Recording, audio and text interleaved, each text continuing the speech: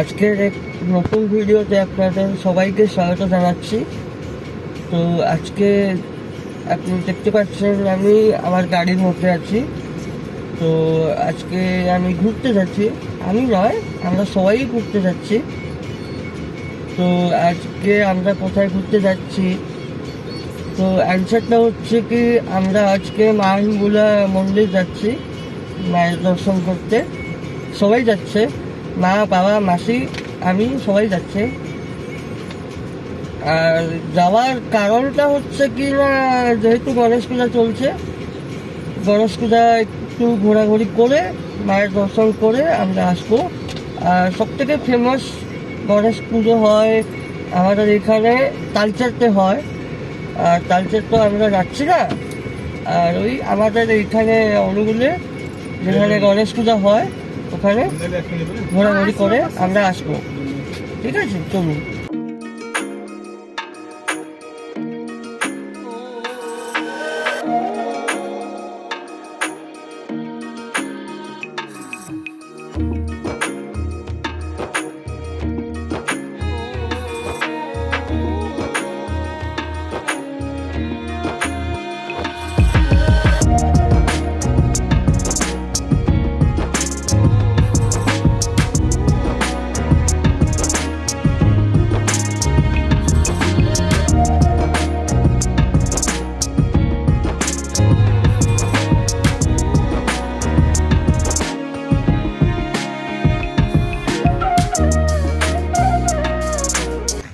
এখন আমরা পৌঁছে গেছি মায়ের মন্দিরের কাছে।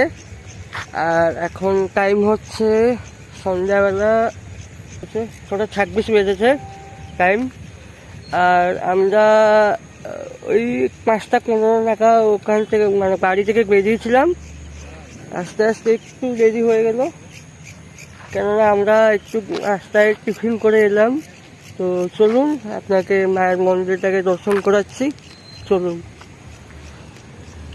সামনে আপনারা দেখতে পারবেন এখানে দোকান আছে, এইদিকেও দোকান আছে। আর এখানে পার্কিং গাড়ি রাখানো জায়গা এখানে আছে, প্রচুর জায়গা। এখানে আপনারা এসে গাড়ি পুজো করতে পারবেন। আর সামনে ভোগ দোকান, এখানে আপনি জুতো চাইলে করে যেতে পারবেন। সামনে দিকে রাখা আছে। তো আপনাদের সবাইকে একবার আমি গেটটাকে দেখিয়ে দিচ্ছি। এই দেখুন গাড়ি পার্কিং করানো আছে এখানে।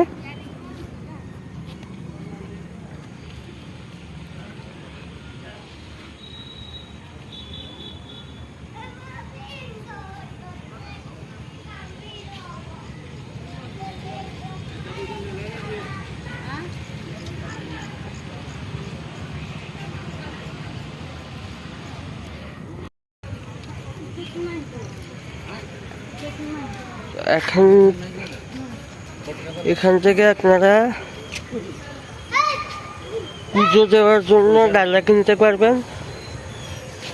এই দেখুন মাসি এখান থেকে ডালা কিনছেন। আর এখানে দোকান রয়েছে অনেক, তাই এখানে দেখুন করিডোর হয়ে গেছে। আর যখন মায়ের এখানে পুজো হয় চৈত্র মাসে, তখন এখানে মানে অনেক ভিড় হয়, অনেক ডেকোরেশন হয়ে থাকে। তো আমার চ্যানেলে একটা ভিডিও আছে যেটা আমি উড়িয়াতে বানিয়েছিলাম। তো আপনারা ওই ভিডিওটা দেখলে বুঝতে পারবেন। ওটা তো মানে মায়ের যে মেন পুজো হয়, মেন পুজোর আগে থেকে আমরা এসেছিলাম ওখানে। মায়ের মানে স্বরূপটাকে আপনি অগ্নিস্বরূপ, ওটা আপনারা দেখতে পারবেন। আর এখানে দেখুন হ্যান্ড ওয়াশ করার জন্য রয়েছে টয়লেট, এইদিকে রয়েছে, এখানে কল আছে, আপনারা হাত পা চাইলে ধুয়ে নিতে পারবেন। এখানে ইউরিনাল, ওইদিকে আছে লেডিস ইউরিনাল, আর এইদিকে জেন্টস টয়লেট আছে। লেডিস ও জেন্টস দুটোই টয়লেট রয়েছে এখানে। আর এখানে এগুলো ডেভেলপমেন্ট চলছে, এগুলো সব ঘর বাড়ি এগুলো মানে এনসিল করে দিচ্ছে। তারপরে আমরা পৌঁছে গেছি এখন মানে মন্দির প্রাঙ্গণে। মোটামুটি আর কিছুক্ষণ করে পৌঁছে যাব। রাস্তায় যেতে যেতে আপনারা দেখতে পাবেন কি সামনে একটা আপনাদের দান বাক্স আছে, প্রণামী বাক্স। এখানে আপনি চাইলে আপনারা প্রণামী মায়ের জন্য দিতে পারবেন টাকা পয়সা। আর দেখুন এখানে এইভাবে রেলিং করা রয়েছে, স্টেপও আছে। তো যারা বয়স্করা এটা দিয়ে উঠতে সুবিধা হবে, এটা দোলছে এইভাবে। আর এখানেও আপনারা হাত পা চাইলে ধুতে পারবেন। আর এখানে খাবার জল আছে, সুবিধা এখানে রয়েছে। তো এই হচ্ছে মায়ের মন্দিরের প্রাঙ্গণ। এদিকে অফিস আছে, আর এটা হচ্ছে মন্দির, এখন আন্ডার কনস্ট্রাকশন আছে। আগের বার যখন এসেছিলাম এগুলো মনে হয় হ্যাঁ হয়ে গেছিলো এইগুলো। এই বছর এইগুলো হয়ে গেছিলো। আর এইদিকে এমনি ফাঁকা মাঠ আছে। আর ওই যে সামনে যে লাইটগুলো আপনারা দেখছেন এইগুলো, এখানে মেলাটা বসে। আর আপনাদেরকে মেলার জায়গাটা আমি একটু ঘুরিয়ে দেখিয়ে দেব। তো চলুন, সবার আগে আমরা মায়ের দর্শনটা করে নিই। এখানে আপনি জুতো চপ্পল এখানে রেখে নেবেন, হাত পা ধুয়ে মায়ের কাছে যাবেন। আর এখন যখন আরতি হবে, সন্ধ্যা আরতি হবে, ওই জন্য ভক্তবৃন্দ এখানে বসে রয়েছেন। আর দেখুন এটা এইভাবে করানো আছে। তো আরতি হবে, ওই জন্য বেশভূষা মায়ের চলছে। আর এখানে ওই যে বাজাগুলো, এখানে ঢাক যেটা বলা হয়, ঢাক বলা হয়, ওইটা রাখানো আছে। তো চলুন মায়ের দর্শনটা আমরা করি।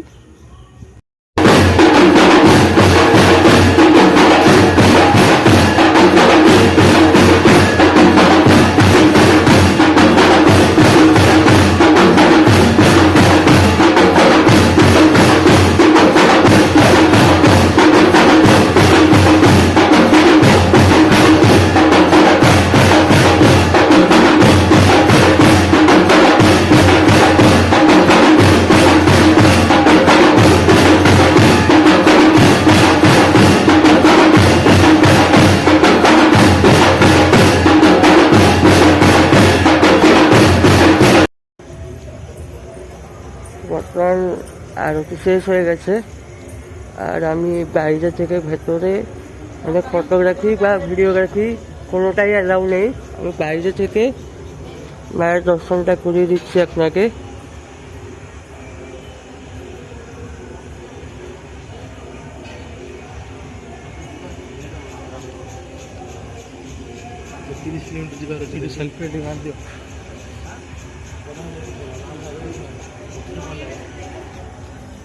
ভেতরে কোনো রকমের ছবি তোলা বা ভিডিও তোলা কোনো রকমের পারমিশন নেই ভেতরে।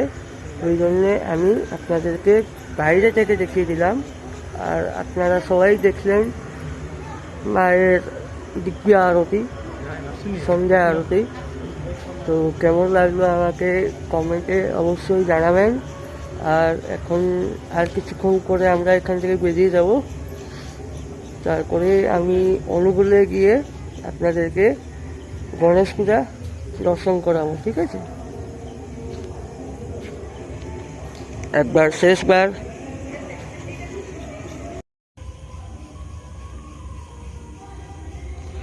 এখানে আপনারা দেখতে পাচ্ছেন, এখানে দুটো এই জায়গাতে মানে বলি দেওয়া হতো আগে, এখন আর দেওয়া হয় কি না আমি ঠিক মতো জানি না, কিন্তু এই জায়গাতে বলি দেওয়া হয়, ঠিক আছে? যেমন মায়ের মন্দিরের পেছনটা, জাস্ট পেছনে মায়ের সিংহাসন এখানে আছে, সিংহাসনের জাস্ট ব্যাক সাইডটা এখানে বলি দেওয়া হতো। দেওয়া হয় কি না আমি ঠিক মতো জানি না। আর এই সামনে